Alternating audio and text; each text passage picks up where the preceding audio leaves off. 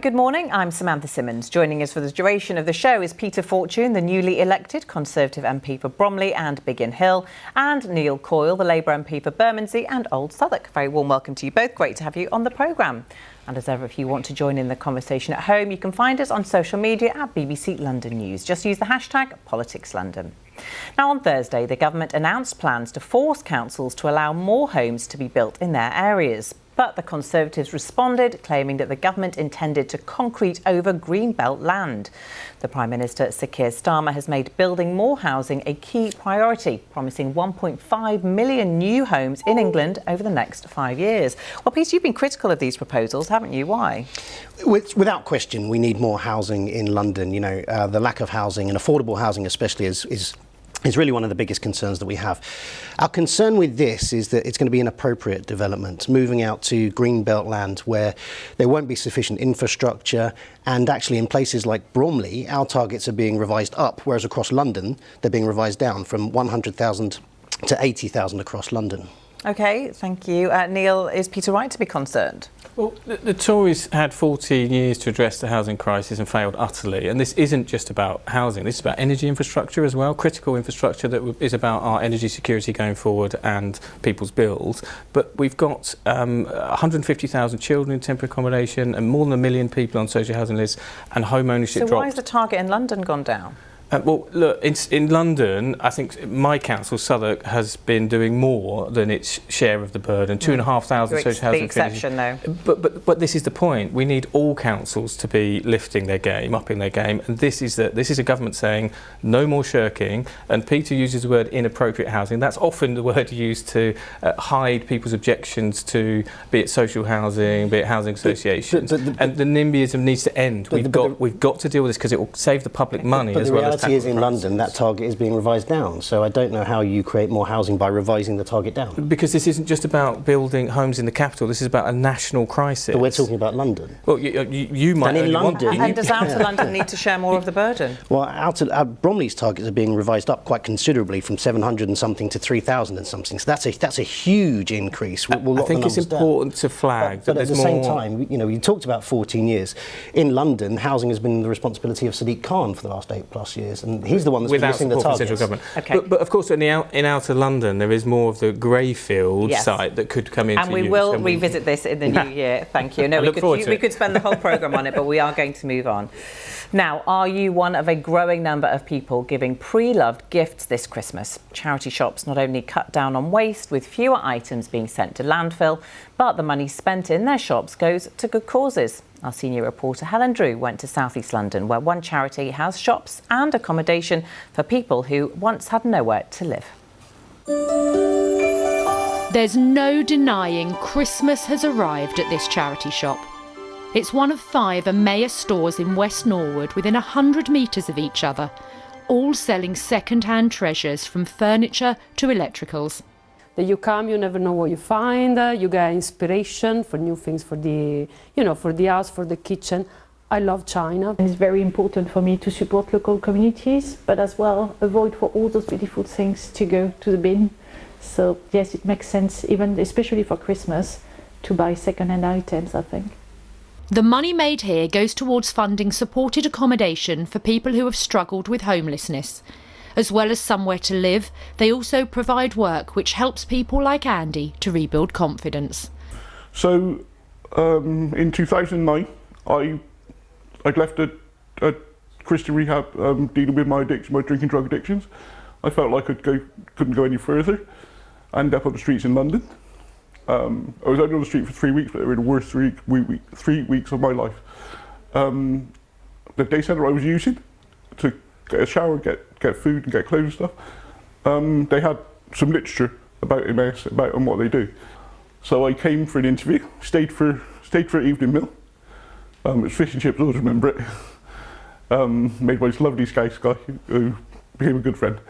And then a week later I moved into Emmaus.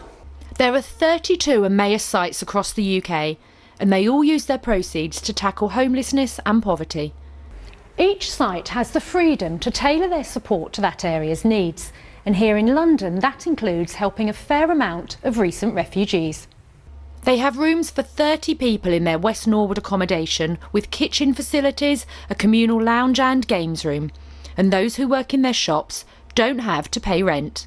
Just that experience in homelessness can damage your self-esteem, so people just need a safe space where they can gather themselves to build up their self-esteem and readjust where they want to be, wherever that journey takes them. There's also the environmental benefits of buying second-hand, which saves thousands of tonnes of waste going to landfill every year. Plus, it's a help with the cost of living being so high.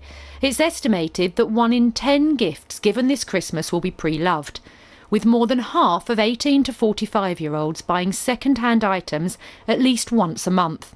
We're seeing more younger and younger people coming into charity shops, especially through our TikTok channel. That they've come in, they've seen us on our social medias, and they'll have a look around the shops and they actually really love the things we do.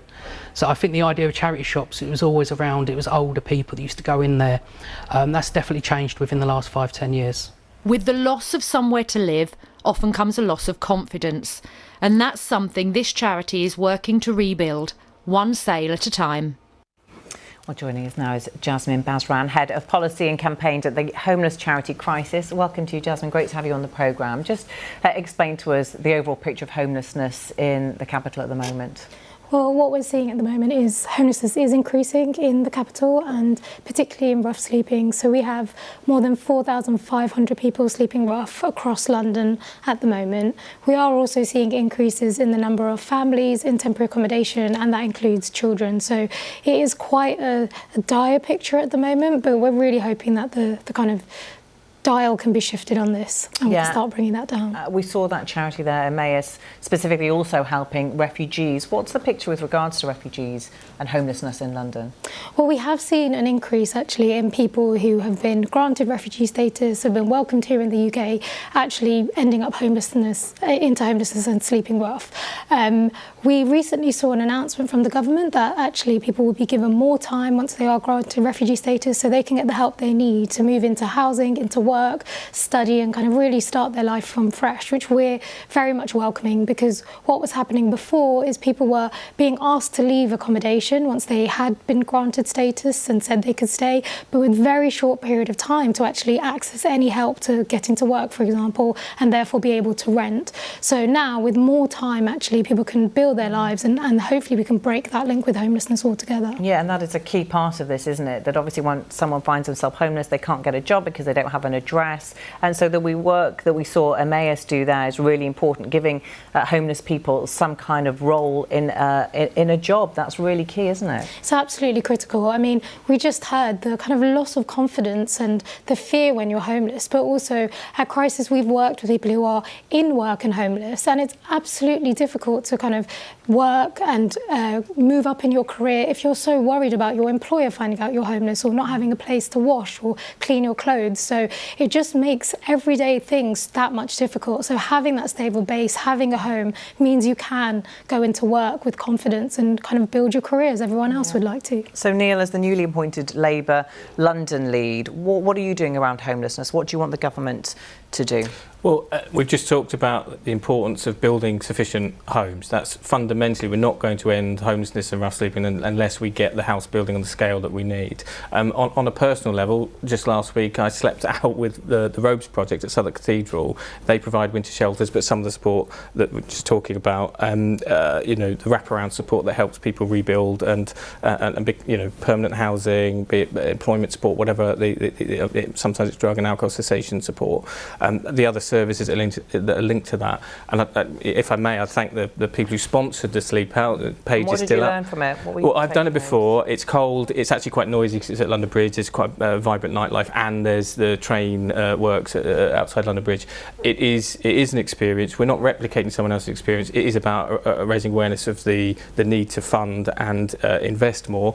Sadiq, I think the Mayor of London is providing about 5 million. I think it is this year. St Mungo's provide provide the street link support as well. And often people feel uncomfortable or unable to engage with someone who's rough sleeping. You don't have to as an individual. You can just Google street link and St Mungo's provide that service, and they will send a professional. Just leave the information for where that person is, roughly age and when they are sleeping there. And in my constituency it tends to be stairwells. There are bin cupboards even at this time of year that are used for people rough sleeping. This is a problem I'm afraid the last government ignored and allowed to escalate, and Labour is committed to tackling it. The Deputy Prime Minister is leading our national efforts. Peter, how much of an issue is homelessness in your constituency? What support is there? It is noticeable, and again we go back to the blaming the last government for these things. Again, the majority of councils in London are run by Labour authorities, and the mayor has been a Labour mayor for the last 8+ years, but let's not do that. I actually know that charity very well. It just, as it so happens, that's you were filming on the street I grew up on in West Norwood, so I know the Emmaus, so I know the work that it does, and also the really complex issues that sometimes lead people to be sleeping outside. Bromley has a great outreach programme. Our officers are really compassionate, really empathetic, and then they're going out and trying to support people back into jobs and somewhere secure to live. I agree with Neil actually that when we don't have sufficient housing, one of the big things we're going to have to do is to create that housing so that people have got somewhere to stay, which again, as I say, revising down the housing targets in London doesn't seem to make any sense. Jasmine, at Christmas time we see a lot of people volunteering, don't we? What would you advise them to do in terms of short-term and longer-term support, those who are watching and say, yeah, I want to try and do my bit? Well, there's lots you can get involved in, and we do see a huge generosity of spirit, especially at this time of the year. There's in London, for example, Crisis has a massive volunteering drive, so we host hotels, day centres and support thousands of people who would otherwise be sleeping rough. We'd love to have your support. There's charity shops you can get involved in, as we've just seen, with charities like Emmaus who do brilliant work. But that support critically at Crisis is offered all year round as well. So not only do we support people at Crisis, we then support them all year to access housing, advice, access to work if they can. So if you can get in touch, please do that, but that would be fantastic. Jasmine, incredible work you're doing. Thank you so much. Thanks for coming in. Thank you. Now, Thames Water is the UK's biggest water company, with 1 in 4 people relying on the firm for their supply. It is saddled, though, with debts, which it admitted will swell to nearly £18 billion next March. And to pay for the cost of a temporary bailout, protesters say the company plans to increase customers' bills by around £250 a year, an amount Thames Water contests. This week, a protest was held in central London. It comes as Thames approaches a critical moment next week, with Ofwat set to decide whether to allow a proposed 59% increase in consumer bills over the next 5 years. Anna O'Neill explains. Block the bailout! Block the bailout! Thames Water needs billions of pounds to keep it afloat, and that could mean more money leaking out of customers' pockets. Basically, this deal is for £3 billion of cash right now that will be charged at a whopping 10% interest. And what does that mean in kind of brass tacks? That's £250 a year from every household in the Thames Water region. We don't think that households should have to pay to bail out Thames Water. In September, the Water Special Measures Bill gave new powers to take action on companies failing their customers and the environment. These open water swimmers agree the Thames needs cleaning up. Everything's covered in sewage, fungus in the water. You can't now see the bottom at all. When 2 years ago you used to be able to see the bottom, you used to see fish, you'd see all the invertebrates and things living in the bottom, and now it's a turbid, dead mass. I mean, it's really sad. But the bill also means that when one company fails, all water companies are made responsible, and campaigners fear consumers will end up paying more. And we think it's not on, in a cost of living crisis, that ordinary people who are struggling to heat their homes, struggling to pay their bills, should be expected to foot the bill to clean up after the party of the last 35 years of privatisation. The Department of Environment, Food and Rural Affairs denied that bills would rise and told us, the bill is placing water companies under special measures and strengthening regulation, with new powers to ban the payment of bonuses and criminal charges against persistent lawbreakers. These protesters aren't convinced. My bill at the moment is around £320. With all of these extra added on top requests for extra funding, requests for bailouts, it's going to take my bill up to around about £800. That's a huge rise in bills, and I have to say I would struggle to pay it. Thames Water said the extra investment it needs won't change how much customers will have to pay. This is an interim funding solution as we work through necessary next steps to stabilise the business further, with a view to delivering an investable and financeable business plan. Campaigners want to see Thames Water permanently renationalised, but so far the government has ruled that out. 90% of the world runs water in public ownership, and we have powers to do this in a really cheap way in Britain. Tony Blair used the power of special administration to take privatised rail tracks and bring it into public ownership on the cheap. We can do the same with Thames Water. That's what we need to protect bill payers. Thames will seek High Court approval for a £3 billion emergency financing deal to keep it alive on the 17th of September. So Neil, in your view, is it any way acceptable for us, the consumers, to be asked to pay 59% more in our bills to keep Thames Water afloat when their bosses are sharing £750,000 in bonuses? It's outrageous. Thames Water have let Londoners down, and this is a failure of regulation for a significant period. And one of the points made in the package about sewage as well. This is a point about the Environment Agency and Ofwat not having sufficient resources or powers to intervene in time. So should Ofwat have more powers then? Yeah, I think they should. And Sadiq Khan, the Mayor of London, has been asking for Ofwat to intervene and oversee because of the growing debt crisis at Thames Water. When Thames Water were supported to build Tideway, which has been a really successful project in London to help deal with some pollution and flooding protection, you know, they were able to set up a separate company and borrow to do that. And actually that was a key point, that there should have been better intervention. But there's been such a failure in regulation. And of course, and this isn't, Peter will be pleased, I'm not going to say it's just him, because it was the coalition government with the Lib Dems. So what should Ofwat have the power to do? What would you like to see them do with regards to Thames? Well, the bill that we're voting on next week will potentially allow executives to be sent to prison for some of the problems that we've seen over the last few years. It will prevent the payment of bonuses, and it will require water companies, not just Thames, across the country, to monitor better and pay the Environment Agency to monitor the the overspills into rivers and seas. So, Peter, has the privatisation of water companies just been a failure? Is it time to take them back into public ownership? Well, firstly, I agree with Neil. When you've got a failing business, bosses shouldn't be getting bonuses. It's outrageous. In my constituency in Biggin Hill just last week, a lot of constituents there were without water for a couple of days. So it is failing. I don't think there's any question about that. In terms of taking it back into public ownership, I mean, it's had, I'm taking this figure off the top of my head now, it's had capital investment of about 250 million, I think it is, which is a significant amount of cash, right? But they have huge debts. They have huge debts, and it's actually servicing those debts that's some of the issue as well. Taking that back into public ownership would have to draw money from somewhere else. You know, it could be schools, NHS Defence, which is going to at some point start costing us more. So just to finish, I think, you know, we need to find that decent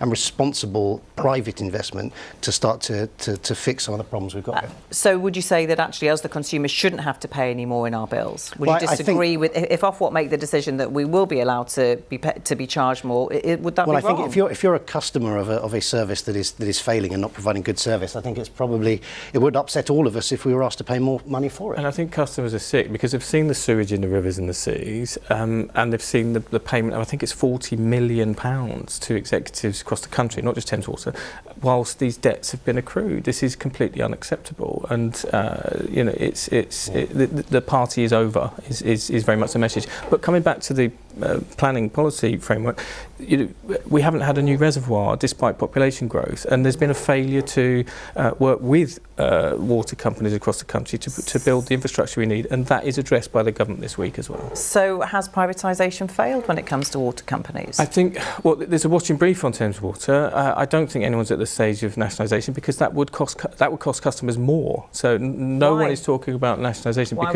because then the customer is liable for the company's debts. But we're already paying, as in we're already going to be paying more, but you're saying it's going to be even more than that? Yes, it would be more. We would become the shareholders of the debt, if you like. It's not a model that the government is looking at. Thames Water should be able to fix itself, and if it needs leadership change, so be it. Okay, all right. Well, we will no doubt revisit this again as well in the new year when we see a resolution to this, hopefully. Well, now that the cold weather is settling in, we return to the issue of winter fuel payments. According to Age UK London, up to 750,000 pensioners in the capital could now be missing out on the payment.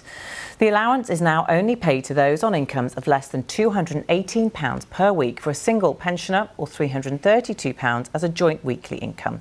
Earlier in the year, when the government announced its decision, Politics London went to meet pensioners affected by the change. And this week, Johnny Harvey went back to Age UK Wandsworth to see how some of those people affected have been getting on since then.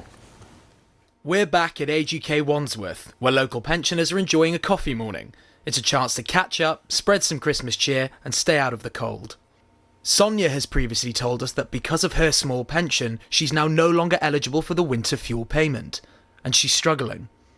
Well, I find myself crying, as I said, because I don't know where the extra fund is coming from. And I don't want to switch anything on and sit down there worrying about how it's going to be paid. Switch on the light is electric. Having a shower is electric. You know, if you haven't got the money to pay for it, it's either I walk around in the dark. It was freezing cold till I got here this morning, had a nice hot drink and sit in the warmth. According to research from Age UK, across the country more than half of pensioners surveyed said they had turned down or reduced the hours they use heating at home. Over 1 million said they had to reduce the number of hot meals they eat. People are really anxious about what's coming. It's going to be another hard winter and people won't have the resources that they need to heat their homes, to buy food. You know, the cost of living has increased for everybody, but for older people who are already impoverished, this will make things worse. It's the impact on people's mental health. You know, for an older person to say that they're suicidal because they can't get warm, they can't have a shower, that's devastating. I'm seeing more and more people saying that they're feeling suicidal, that they're feeling hopeless, that they have nowhere to go, nowhere to turn to, no recourse to support. It's just too hard for people at the moment. I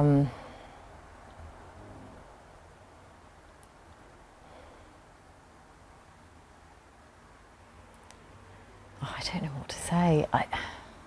It's just too hard. The Department for Work and Pensions say they're committed to supporting pensioners, with millions set to see their state pension rise by up to £1,900 this Parliament.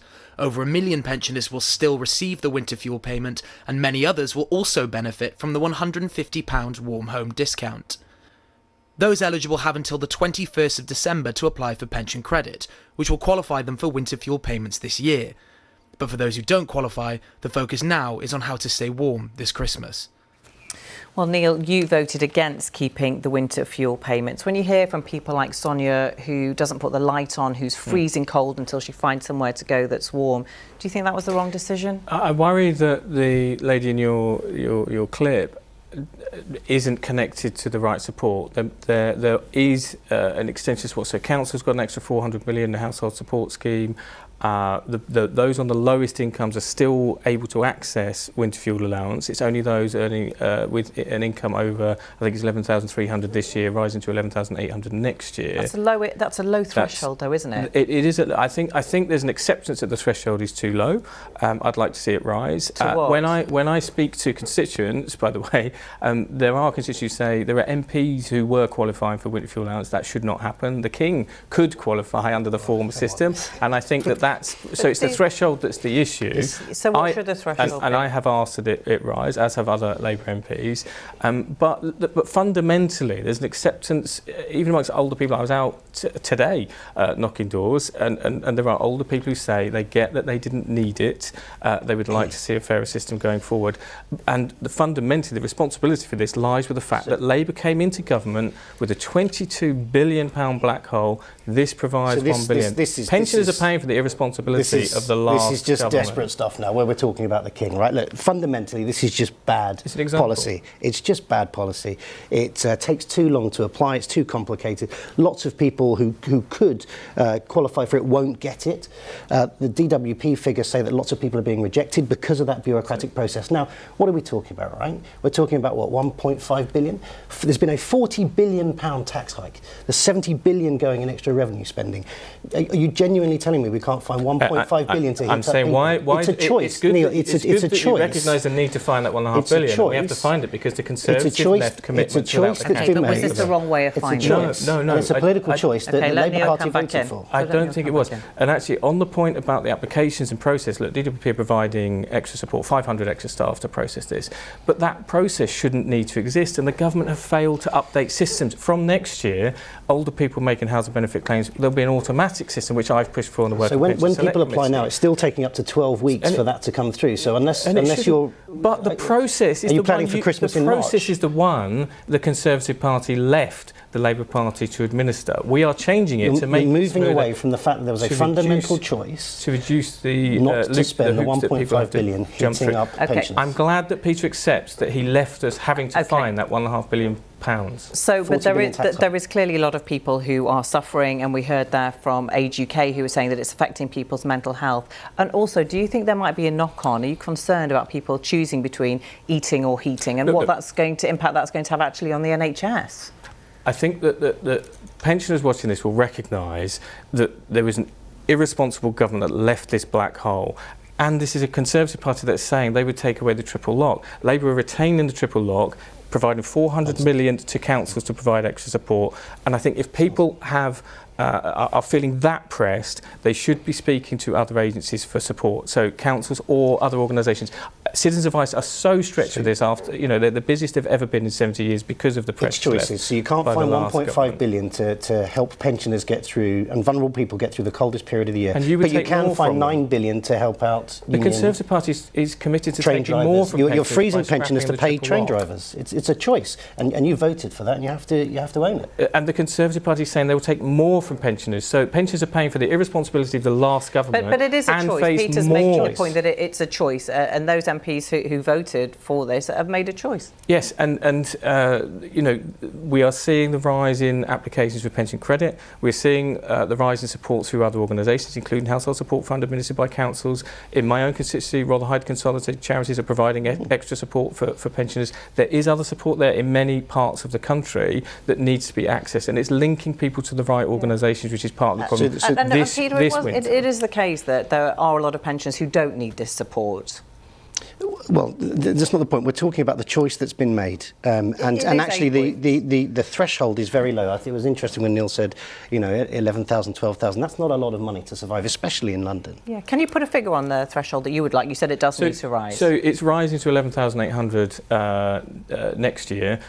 It will rise further in this Parliament, obviously, but so will the state pension, which we are protecting. Age UK, who were featured in the piece, they asked that the triple lock be protected, and they have been supporting the campaign for automated access to. Instead of having a new, different process for access to support, it should be automatic. Why take 1.5 billion? You found the 9 billion for the train drivers and members of the union. Why make the decision? Why make the decision to remove the 1.5 billion? And we saw it in that package. People are really concerned and worried. Peter asked why. Why take that decision? Why make that choice? Because your government left £22 billion to be used. We will have to leave it there. We'll have to leave it there. Agree to disagree. And thank you. We will, of course, revisit this as well.